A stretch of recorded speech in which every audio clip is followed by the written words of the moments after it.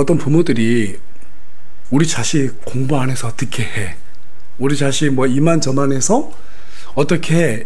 이런 고민거리들 주변 사람들한테 얘기하게 되면 주변 사람들이 그런 말 하죠.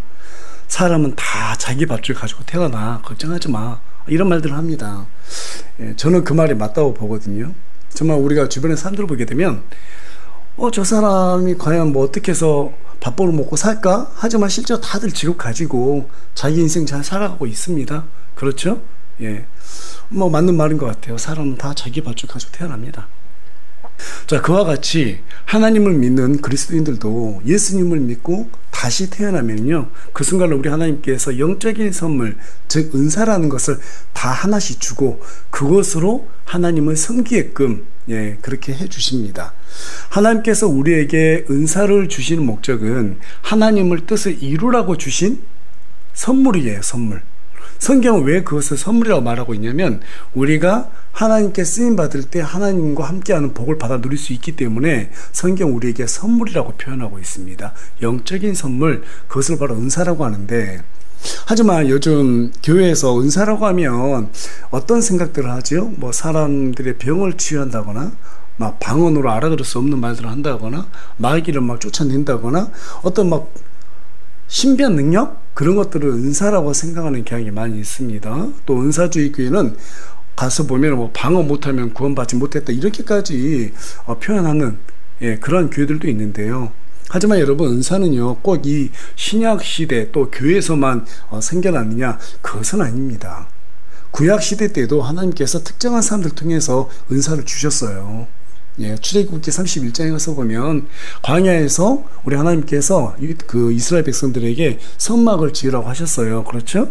그럼 그 성막을 지을 수 있는 능력이 있어야 될 거 아니에요. 그래서 하나님께서 부살렐과 오홀리압이라고 하는 이 두 사람을 선택하시고 그들에게 금과 윽과 놋을 세공할 수 있는 그러한 지혜를 주셨고, 또 목공과 석공들의 일을 기술을 갖출 수 있는 그러한 총명을 은사로 주셨단 말이에요. 또 뿐만 아니라 민수기 11장에 가서 보면 하나님께서 모세의 짐을 덜어주시기 위해서 몇 명을 선택하셨어요? 70명의 장로들을 선택합니다. 그리고 그들에게 대언할 수 있는 은사를 주셨다는 것을 우리가 확인해 볼 수 있게 됩니다. 또 그리고 다니엘서 1장에 가서 보면 하나님께서 자신의 계시를 드러내기 위해서 다니엘이라는 사람을 선택하시고 그 사람에게 모든 학문과 지혜에 능숙한 지혜 은사를 주셨습니다. 뿐만 아니라 모든 환상과 계시의 꿈을 해석하는 그러한 능력을 은사로 주셨어요. 또 사무엘상 16장에 가서 보면 다윗이라는 사람이 있죠. 이 다윗의 은사는 뭐였냐면 음악적인 재능이었어요. 하프를 아주 잘 켰습니다. 그래서 사울이 막 분노하고 머리 아플 때 다윗의 음악 소리를 들으면은 잠잠해지고 차분해지는 그러한 능력까지도 발휘한 것을 볼 수 있어요.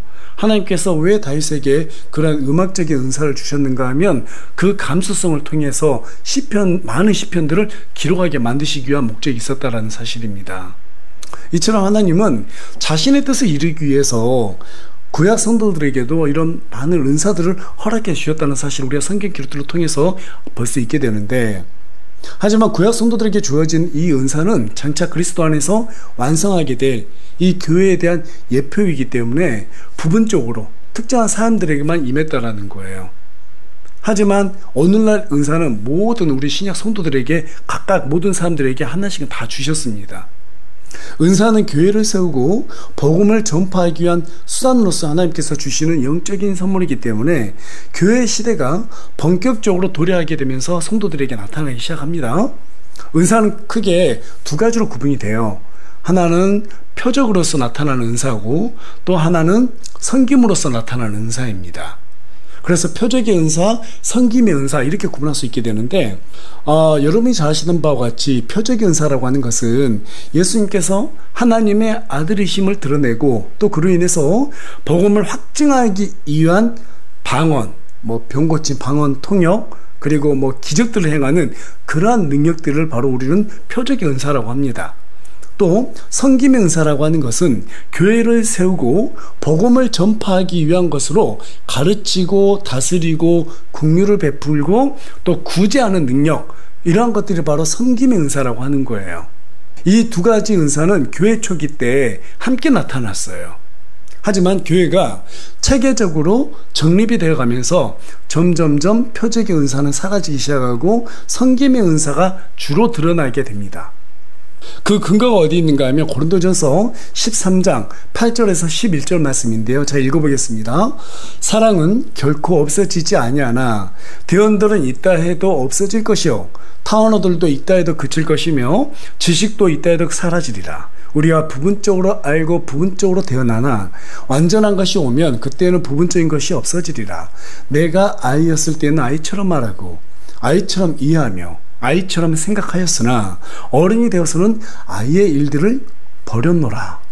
여러분, 사도 바울은 표적의 은사에 대해서 고린도전서 12장에 기록했어요. 그리고 조금 전에 제가 읽은 이 내용은 고린도전서 13장. 자, 그런데 여러분, 고린도전서 13장 하면 어떤 장이라고 말하고 있죠? 사랑장이라고 하죠. 그러니까 지금 은사에 대해서, 표적의 은사에 대해서 말하고 난 다음에 사랑이 무엇인가에 대해서 말하다가 갑자기 지금 13장 후반에서는 이 표적의 은사를 대표하는 대언의 은사, 방언의 은사, 지식의 은사, 이러한 것들을 부분적이라고 말하고, 그리고 또 뭐라고 말해요? 완전한 것이 오면 없어진다고 말하고 있어요. 그렇다면 이 완전한 것이 무엇일까요? 여러분, 요한복음 1장 1절에 가서 보면 하나님은 말씀이라고 가르치고 있습니다. 여러분, 맞아요? 이 하나님은 말씀이에요. 그래서 하나님은 오직 말씀으로만 자기 자신을 드러내시고 계시를 드러내시는 분이세요. 무엇을 통해서만? 말씀으로만.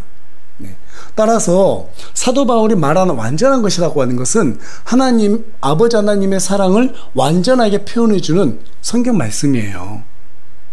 바울은 그 말씀이 얼마나 완전한지를 깨닫고 난 뒤에 이 표적의 은사는 자신이 영적으로 어릴 때나 호기심적으로 와, 신기하다 하면서 놀랬던 것이었는데, 이제 하나님의 그 뜻, 하나님의 말씀을 완전히 이해하고 난 다음에는 그것들이 중요한 게 아니구나, 그걸 깨달았다라는 거예요. 자기 영적으로 성장한 어른이 돼서는 그 표적, 그 신기한 거, 그것이 아무것도 나에게 큰 유익을 주지 않는구나, 이런 얘기를 하는 거예요. 그래서 한마디로 눈에 보이는 신비한 것들은 완전한 것이 아니라는 말이죠. 물론 아무것도 아니라는 것이 아닙니다. 예. 사도 바울이 말한 부분적인 것, 즉 표적의 은사는 그렇다면 언제까지 필요했는가? 신약 성경이 완성되기 전까지 필요했다라는 거예요. 왜 그러냐면 표적의 은사가 구약 성경에 기록된 그리스도에 관한 예언, 그것을 증거해 줄 수 있기 때문이었죠. 그렇다면 구약 성경이 증언하고 있는 그리스도에 관한 대표적인 예언, 그게 무엇일까요? 자, 이사야서 35장 5절에서 6절 말씀으로 다 같이 한 목소리 읽어보겠습니다. 시작. 그때 눈먼 자들의 눈이 열리고 귀 먹은 자들의 귀가 열릴 것이며 그때 다리 저는 자는 사슴같이 뛰고 말 못하는 자의 혀는 노래하리니 이는 광야에서 물들이 터져나오며 사막에서 시내들이 흐를 것이기 때문이라. 이어서 에스겔서 34장 16절 말씀도 읽겠습니다. 시작. 내가 잃어버린 것을 찾고 쫓겨난 것을 다시 데려오며 상한 것을 싸매주고 아픈 것을 강하게 하되 살찐 것과 강한 것을 멸하리니 내가 판단의 공의로 그들을 먹이리라. 메시아가 오면 병든 자를 고치시고 잃은 자들을 찾으시고 눌린 자들을 자유케 하시고 하나님의 판단의 공의로 다스린다라고 성경은 분명히 우리에게 말해주고 있습니다. 예, 그렇다면 이스라엘 백성들이 어떤 분이 과연 정말로 하나님의 아들로 메시아로 이 땅에 오셨느냐, 그것을 하려면 어떻게 해야 돼요? 그 메시아가 이 땅에 오셔가지고 사람들을 고쳐주시고 싸매주고 자유를 주셔야 되는 거예요. 그래서 우리 예수님께서 이 땅에 오셔서 이 모든 사역을 하셨습니다. 자, 그래서 그들에게 병을 고쳐줬던 것은, 이 병은 죄병을 상징하는 거예요. 그래서 죄병으로 인해서 영적인 진리를 알아보는 눈도 귀도 없는 너희들에게 내가 바로 와서 너희들의 영을 열어주었다. 즉 다시 말해서 예수님이 메시아라고 하는 이 증거를 주신 겁니다. 여러분, 안식일에 예수님께서 병을 고칠 때 유대인들이 예수님을 죽이려고 그랬죠. 근데 여러분, 안식일은 누구를 위해서 존재하는 거예요? 바로 사람을 위해서 존재하는 거예요. 안식일의 주인은 누구예요? 예수님이시죠. 하나님이세요. 다시 말해서 예수님께서 하나님이시고 이 하나님이 이 땅에 오셔서 내가 너희에게 자유를 주었다라고 이 유대인들, 바리새인들에게 교훈을 주면서 책망하면서 자기 자신 드러냈단 말이죠. 따라서 사도 바울은 신약 성경이 완성되어 가고 교회가 말씀에 따라서 체계적으로 정립이 되어 갈수록 우리가 흔히들 잘 알고 있는 방언 통역, 병고침, 또 신비한 기적들, 이런 표적의 은사가 점점 사라지고 교회를 세우기 위해서 필요한 섬김의 은사가 각 성도들에게 나타나고 있다는 사실을 우리에게 좀 알려주고 있는 거예요. 이 사실은 사도 바울이 성경을 기록했던 그 때를 살펴보면 조금 더 확실하게 드러나기 시작합니다. 자, 표적의 은사가 기록된 성경은요, 고린도전서 12장에 기록되어 있습니다. 그리고 섬김의 은사가 기록된 성경은 로마서 12장, 에베소서 4장, 베드로전서 4장에 기록이 되어 있어요. 표적의 은사가 기록된 고린도전서 12장은 주후 55년경에 기록이 되었습니다. 자, 그러나 섬김의 은사가 기록된 로마서는 주후 57년에 기록이 되었고, 에베소서는 주후 60년에서 62년에 기록되었고, 또 베드로 전후서는 주후 62년에서 68년에 걸쳐서 기록이 되었어요. 물론 로마서, 에베소서, 베드로 전후서가 기록된 그 시기에도 하나님의 신약 성경은 계속해서 기록이 되어 가는 과정이었죠.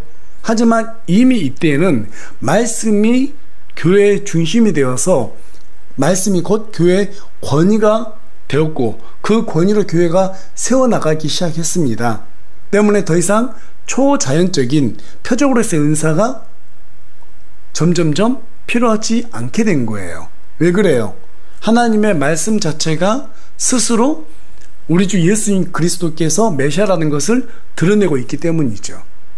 그래서 주후 66년에서 67년에 기록된 것으로 추정되는 디모데가 썼죠. 디모데 후서 3장 16절 17절은 우리에게 뭐라고 말하고 있는가? 자, 우리 다 같이 큰 목소리 읽겠습니다. 시작.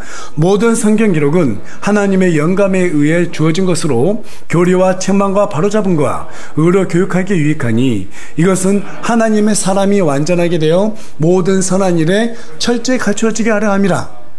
여러분, 지금 뭐라고 말하고 있어요? 은사가 사람을 완전하게 한다고 말해요? 아니면 성경 기록이라고 말하고 있어요? 성경 기록이. 그것도 모든 성경 기록이. 모든 성경 기록은 몇 장으로 되어 있어요? 총 몇 권으로 되어 있어요? 예, 구약 39권, 신약 27권, 총 66권으로 되어 있죠.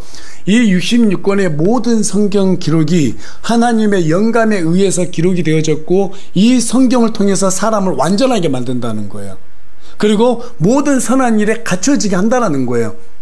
우리에게 선한 일이 무엇이죠? 하나님의 뜻을 이루는 것이죠. 그래서 이 성경 자체가 스스로 완전하고 또 우리를 완전하게 만들 수 있고 우리를 하나님의 뜻을 이루는 도구로 만들어줄 수 있다라고 얘기하고 있는 거예요. 은사가 그렇게 해준다는 것이 아니라는 것이죠. 그렇다면 은사는 구체적으로 어떻게 활용될까요? 베드로는 은사에 대해서 두 가지 방향성을 제시합니다. 베드로전서 4장 10절에서 11절에 가서 보면 각 사람이 선물을 받은 대로, 여기서 선물은 은사라고 말씀을 드렸어요. 그렇게 하나님의 여러 가지 은혜를 맡은 선한 천직으로서 서로 그 선물을 써서 섬기라. 서로 은사를 활용해서 서로 어떻게 하라고요? 섬기라는 거예요. 누구든지 말하려거든 하나님의 말씀들을 말하는 것 같이 하고, 누구든지 섬기려거든 하나님께서 주신 능력으로 하는 것 같이 그 일을 하라. 베드로는 하나님의 말씀을 전하는 은사하고 또 성도들을 섬길 수 있는 섬김의 은사, 바로 이 두 가지만 강조했다는 사실이에요. 이어서 사도 바울은 교회에 필요한 이 은사들에 대해서 좀 더 구체적으로 소개하고 있는데요. 자, 그 내용이 로마서 12장 6절에서 8절에 기록되어 있습니다. 제가 읽어보겠습니다. 그러므로 우리에게 주어진 은혜에 따라 우리가 다른 선물들을 가지고 있으니, 대언이면 우리가 믿음의 분량에 따라 대언하고, 혹은 사역이면 우리가 우리의 사역하는 일로 섬기며, 가르치는 자는 가르치는 일로 섬기며, 권면하는 자는 권면하는 일로 섬기며, 주는 자는 단순함으로 그 일을 하고, 다스리는 자는 부지런함으로, 긍휼을 베푸는 자는 즐거움으로 할 것이니라. 자, 여기에서 대언은 뭐예요? 말씀을 선포하는 목사의 직무를 얘기합니다. 또 사역은 뭐죠? 봉사나 헌신하는 그러한 섬김의 일을 하는 거예요. 이것은 목사를 비롯해서 모든 성도들에게 주어지는 은사이죠. 또 가르침은 복음을 바르게 해석하고 알려주는 목사와 또 교사에 대한 직무를 얘기합니다. 권면이라고 하는 것은 격려하고 위로하고 세워주는 그런 은사를 얘기합니다. 구제라고 하는 것은 나누어주는 은사를 얘기하는 거예요. 다스림은 성실과 부지런함으로 교회 지체들을 어때요? 인도하는 그런 은사를 얘기하는 거예요. 국리라고 하는 것은 구제 및 긍휼을 베푸는 그러한 은사를 얘기합니다. 그래서 방금 전에 제가 읽은 말씀을 보게 되면 믿음의 분량에 따라 살라고 얘기하고 있어요. 그래서 대언하는 사람, 또 여기 섬기는 사역자, 또 뿐만 아니라 가르치는 사람, 권면하는 사람, 주는 사람, 이러한 등등의 일들이 각 사람의 성격과 기질에 따라서 나타나더라는 거죠. 예. 그래서 주는 자는 어떤 사람이 그러면 이게 잘 베푸는 은사가 있는가? 그런 사람들을 보면은 단순함으로 하라고 그러잖아요. 이게 단순한 사람들인 거예요. 예. 그러니까 혹시 여러분 주변에 우리 교회 지체들 중에서 단순한 사람들이 있으면은요, 뭐라 하지 마세요. 단순하지만 오히려 그 사람들이 되게 마음이 계산적이지 않아요. 그리고 이런 사람들이 잘 베풉니다. 그런 사람들은 베푸고 난 다음에 이 사람이 또 나한테 어떻게 하겠지, 이런 계산 같은 거 안 한단 말이에요. 그냥 딱 그걸로 끝내는 사람들이에요. 얼마나 마음이 순수해요. 그렇죠? 다스리는 사람들은 부지런해야 돼요. 그래서 대부분 목사나 집사를 한 사람들은요, 부지런해야 돼요. 게으른 사람은 절대 하면 안 돼요. 또 긍휼을 베푸는 사람은 즐거움을 해야 돼요. 남을 도와주고 생색내는 사람이 아니라는 거예요. 생색내는 것이 가증스럽다고 생각합니다. 그런 사람들은. 그래서 이러한 은사를 가진 사람들은 각각의 그 사람들의 어때요? 기질과 특성이 있더라는 거죠. 이런 것들을 보면서 우리가 서로 간에 이 사람들 어떤 은사가 있구나, 이런 것들을 우리가 판단하면 참 좋을 것 같습니다. 자, 이어서 특별히 사도 바울은 말씀을 전하는 은사에 대해서 별도로 강조하고 있는데, 자, 그 내용이 에베소서 4장 11절에서 12절에 기록되어 있습니다. 자, 말씀을 가르치는 은사 너무너무 중요한 것이죠. 우리 다 같이 한 목소리 읽어보겠습니다. 시작. 그분께서 어떤 사람들은 사도로, 어떤 사람들은 대언자로, 어떤 사람들은 복음전도자로, 어떤 사람들은 목사 겸 교사로 주셨으니 이것은 성도들을 완전하게 하고 섬기는 일을 하게 하며 그리스도의 몸을 세우게 하려 하심이라. 여러분, 사도라고 하는 사람들은요, 특별히 교회를 세우기 위해서 그리스도께서 직접 세운 사람들이에요.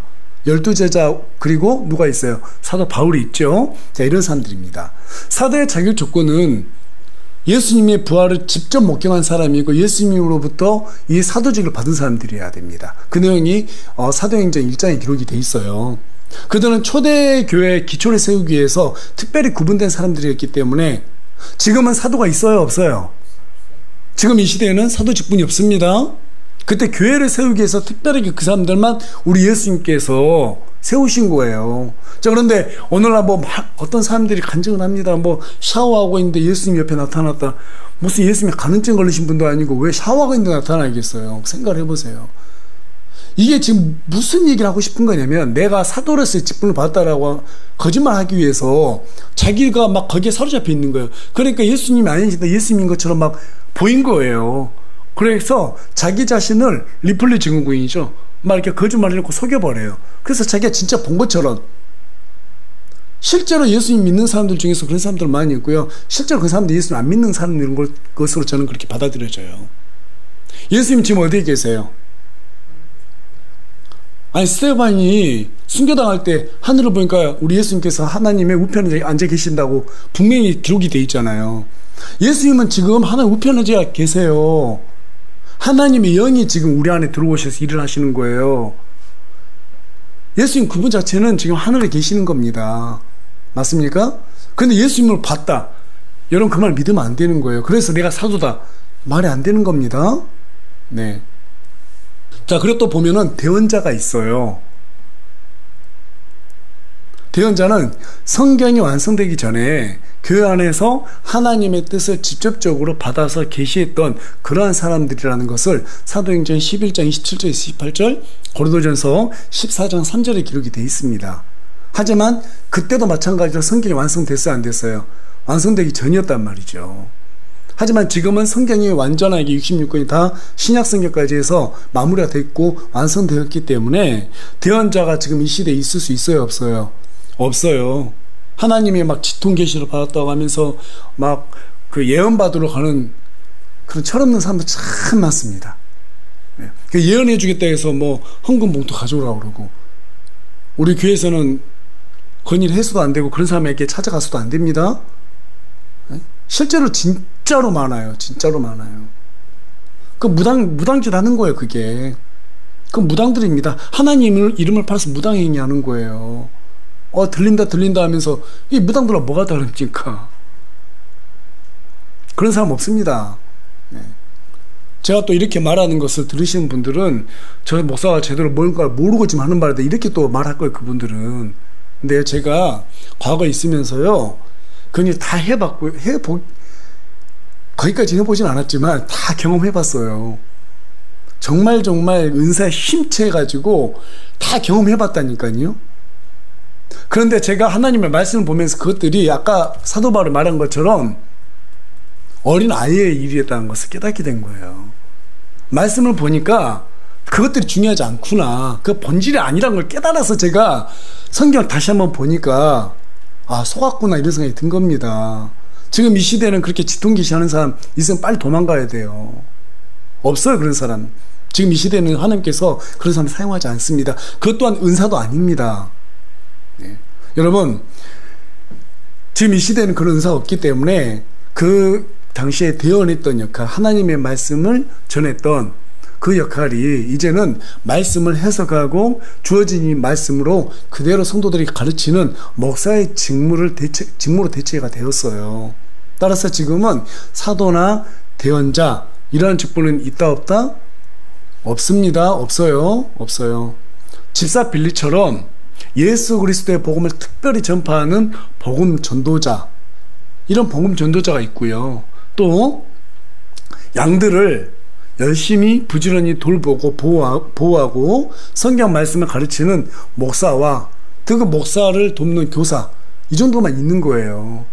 그래서 이런 사람들이 하나님의 말씀을 가지고 지금 온 세상에서 은사로서 활용을 하고 있는 것이지, 다시 한번 말씀드리지만 오늘날 이 세상이 비정상적으로 신비한 것을 따라가다 보니까 막 지통계시한다, 내가 대언자다, 그런 미신행위 절대 따라가면 안 되고, 뭐 요즘 또 신사도 운동이다 해가지고 막 이상한 행동을 하는 사람들이 있습니다. 그래서 뭐 안수해주면 그 자리에서 막 배를 잡고 막 웃으면서 떼굴떼굴 구르고,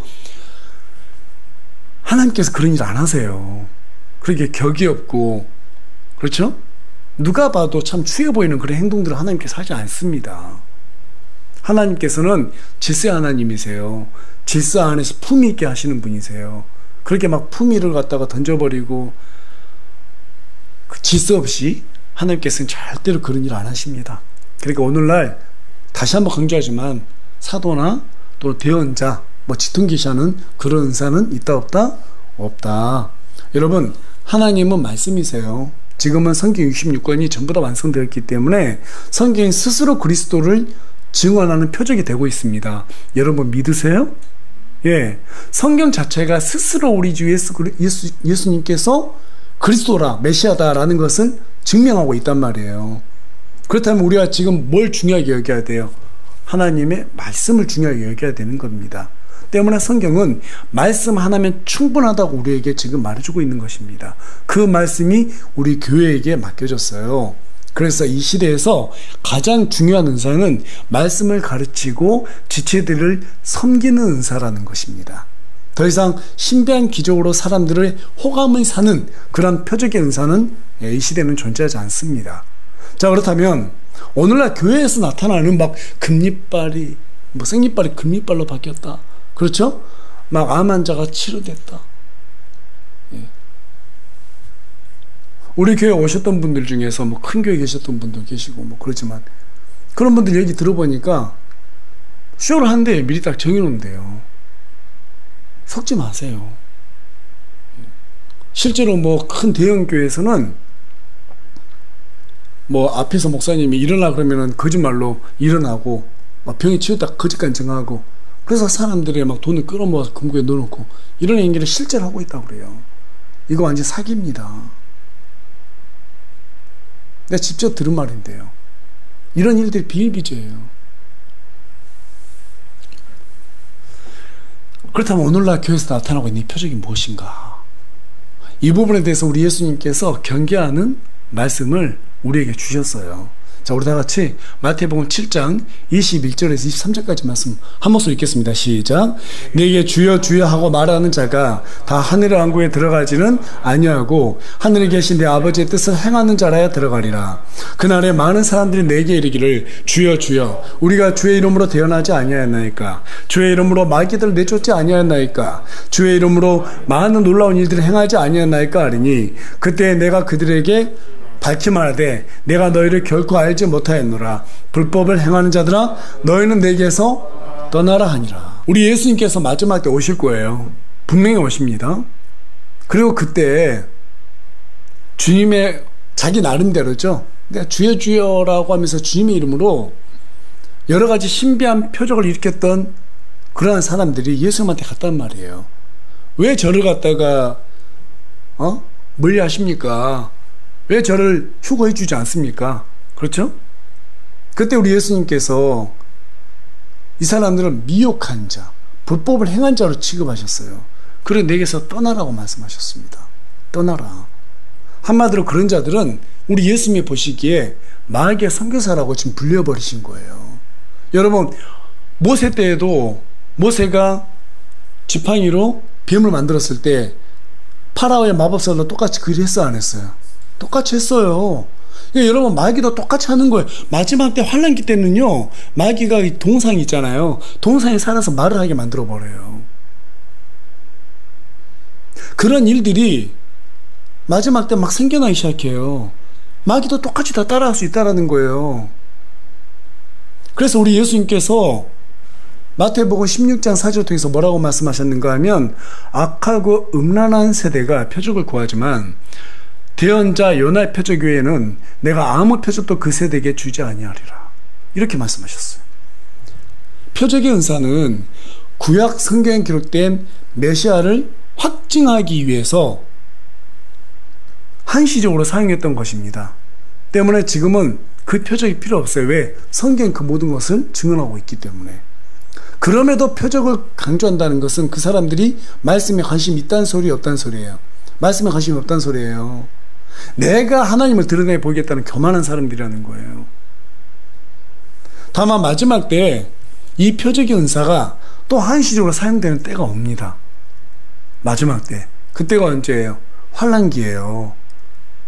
환란기예요. 그 내용이 요에서 2장에 기록되어 있는데 그 뒤에 내가 내 영을 모든 육체에게 부어주리니 너희 아들 딸들을 대언하며 너희 늙은이들은 꿈을 꾸고 너희 젊은이들은 환상을 보리라. 그날에 내가 내 영을 또한 남종들과 여종들에게 부어줄 것이요. 그 뒤에라는 것은 휴거 이후에 있을 일을 얘기하는 거예요. 그래서 여러분 요즘 그 교회에서 많이 부르는 노래가 뭐예요? 마지막 날에. 그 노래 있죠?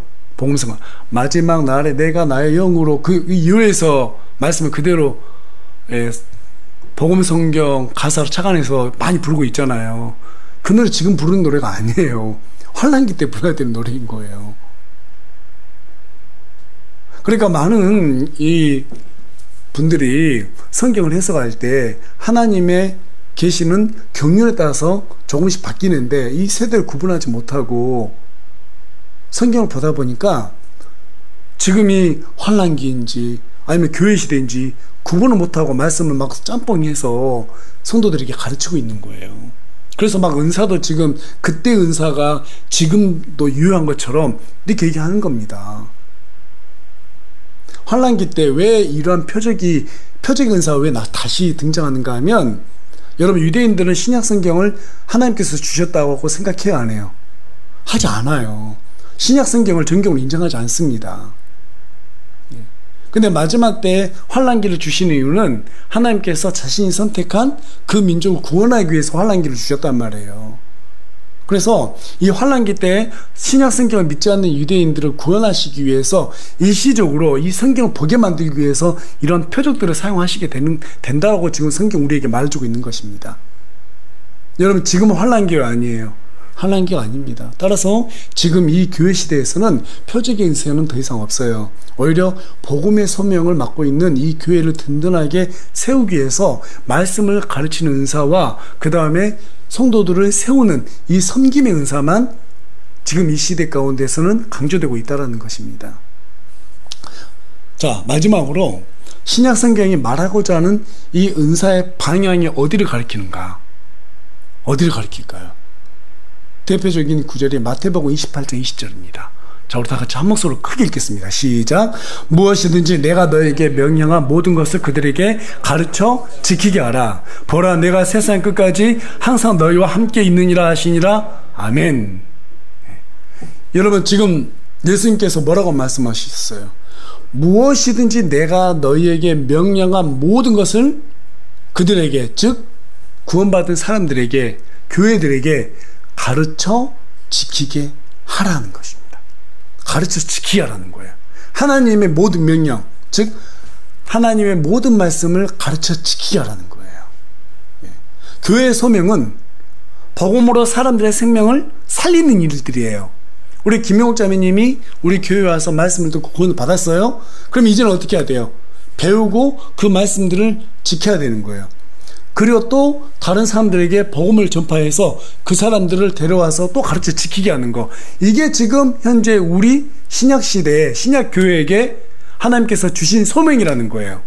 우리는 그 소명을 잘 감당할 수 있도록 이 은사들을 사용해야 된다라는 것을 성경을 통해서 하나님께서 우리에게 말해주고 있다는 사실입니다.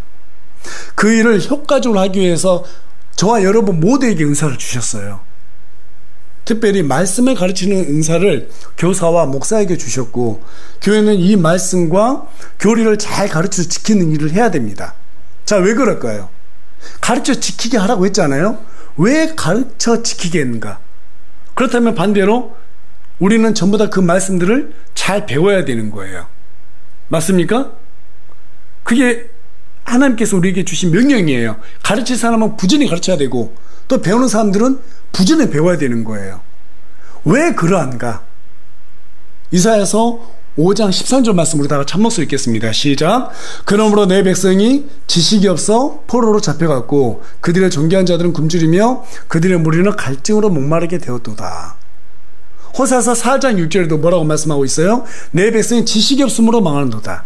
내가 지식을 거부하였으므로 나도 너를 거부하여 네가 나를 위한 제사장이 되지 못하게 할 것이요 내가 내 하나님의 율법을 잊었으므로 나도 내 자녀를 잊으리라.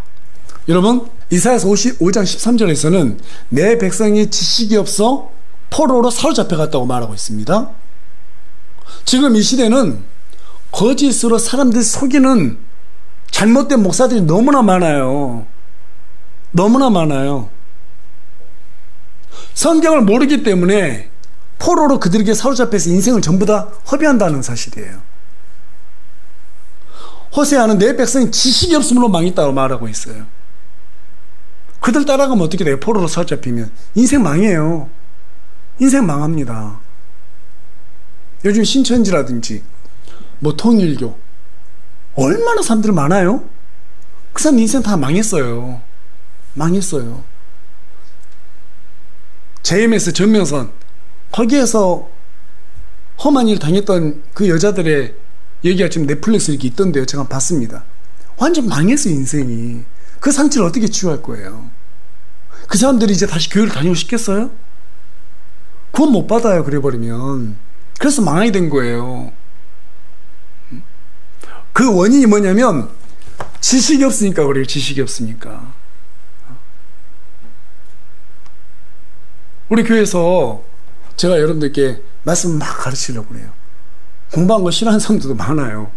근데 해야 되는 거예요. 왜? 하나님께서 성경 말씀 모르면 포로로 사로잡혀가고 망한다고 말하고 있기 때문에. 저는 여러 번 포로로 사로잡혀가고 망하는 걸 못 봐요. 그래서 열심히 가르치려고 저도 노력하는 거고 어떻게든 알려주려고 하는 거예요. 제가 그렇게 인생 살아봤으니까. 30년 이상을 하나님의 뜻대로 살지 못하고 반쪽짜리 포로로 살아왔어요. 너무 억울하더라고요. 그래서 정말로 우리 교회 성도들만큼은 절대로 그 길을 가지 못하게 해야 되겠다. 그래서 저 또한 말씀대로 어떻게든 교회를 운영해야겠다라고 생각하고 있고, 또 여러분에게도 말씀을 최대한 잘 가르쳐야겠다라고 생각하는 겁니다. 여러분, 사람이 망하게 되는 것은요, 가난해서도 아닙니다. 돕는 사람이 없어서도 아니에요. 하나님을 바로 아는 지식이 없기 때문이에요. 여러분, 교회를 바르게 세우고 섬기는 것은 하나님을 바로 아는 일에서부터 시작됩니다. 믿으시면 아멘. 그 일을 하라고 하나님께서 목사를 교회에 선물로 주셨고, 또 목사는 그 일들을 통해서 교회를 세워야 되는 책무가 있는 것입니다. 또 섬기는 일을 하라고 하나님께서 교회에 집사와 지체들, 은사를 가진 지체들을 세웠단 말이에요.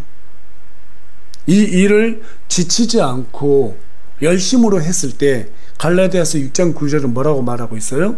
정해진 때에 보상을 받게 된다라고 말하고 있습니다.